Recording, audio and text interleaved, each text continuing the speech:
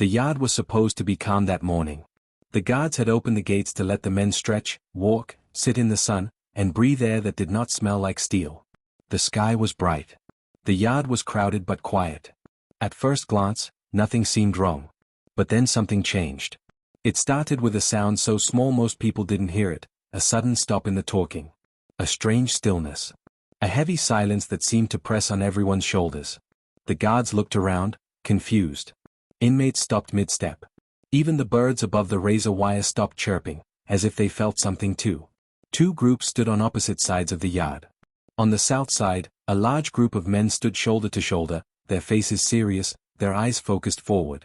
They were known in the prison system as Surenos, members connected through long-standing ties and shared codes. They didn't move. They didn't talk. They just watched. On the north side of the yard, another group stood in the same way, tight, quiet, and cold. The Nortenos. They were the Surenos' oldest and most dangerous rivals. Many men on both sides had grown up never speaking to each other, never looking each other in the eye, never sharing space unless forced. And today, they had been forced. A single guard on the tower lifted his binoculars and froze. "Something's wrong," he whispered into his radio. But the radio didn't answer. Someone had jammed the signal. Down below, both groups took one step forward at the same time. Just one step, but it felt like the whole yard tilted from the weight of it. The guards on the ground shouted orders, but nobody listened. Something old and dangerous was waking up. Another step. Another. The distance between the two groups was closing. Every man walked steady and slow, like he had practiced this march 100 times. The air tightened. No one breathed. No one blinked. Then, without warning, one man raised his hand, the smallest movement, and all at once the entire yard erupted. Dozens of men charged toward each other. Guards screamed. Sirens blasted. Watchtower alarms shrieked so loud they hurt the ears. The two sides collided in the middle of the yard like crashing waves. Dust exploded into the air. The ground shook from the impact of bodies slamming together. From inside the main building, officers rushed out wearing helmets and shields, but before they reached the yard, the tower guard shouted, "North Block is moving too. We have a second wave." The yard was becoming a war zone, just like it had many times before in California prison history. This wasn't a random fight. This wasn't sudden anger. This was a rivalry older than most of the men standing in that yard. A rivalry that had shaped entire prisons, caused lockdowns lasting months, and left scars that stretched across decades. As the guards rushed forward, the tower guard suddenly yelled, "Gate 12, look at Gate 12. Everyone turned. The gate was open. Someone had unlocked it. A mass of inmates, no one knew from which side, began pouring through the open gate toward the center of the yard. The officers panicked. The alarms blasted even louder. Reinforcements stormed the field. Then a new sound cut through the chaos. A loud metallic bang from somewhere behind the yard. The ground trembled. The tower lights flickered. And just as the guards reached the middle of the yard, the entire prison suddenly went dark. Full blackout. Two rival groups standing inches apart. No lights. No radios. No control. Just darkness. And the war between the Surenos and Nortenos had only begun. The intro ends right there, at the edge of total chaos. To understand how California prisons became war zones. To understand why these two groups hated each other for decades. To understand what led to this blackout. We have to go back to the beginning. Years earlier, long before the blackout, the story started with much smaller moments. Moments that seemed harmless but slowly turned into sparks. The prisons back then didn't look like war zones yet. They were crowded and tense like any prison, but there was still some normal rhythm to the days. Men woke up to breakfast trays sliding under their doors. They played handball in the yard. They worked in kitchen lines and laundry rooms. They wrote letters to families and waited for mail. But inside that calm, an invisible line split the population. On one side were men tied to Southern California neighborhoods, Surenos. Many of them had grown up speaking Spanish at home or around friends, but what truly connected them was shared environment, shared experiences, and the same guiding code inside the prison walls. They followed a chain of command and had rules for everything: who could speak, who could sit where, how to settle disputes. The discipline was strict, and the unity was strong. On the other side were men from Northern California, Nortenos. Their structure was also organized, serious, and loyal. They followed their own rules, codes, and forms of leadership. They were determined to protect their identity, their people, and their space. Both groups came from different backgrounds, different cities, different prison histories, but once inside the prison system, their paths crossed constantly. At first, the disagreements were small. A fight over a basketball game. A problem with a seat in the chow hall. Someone saying something that sounded disrespectful. Things no one outside would ever think could start a war.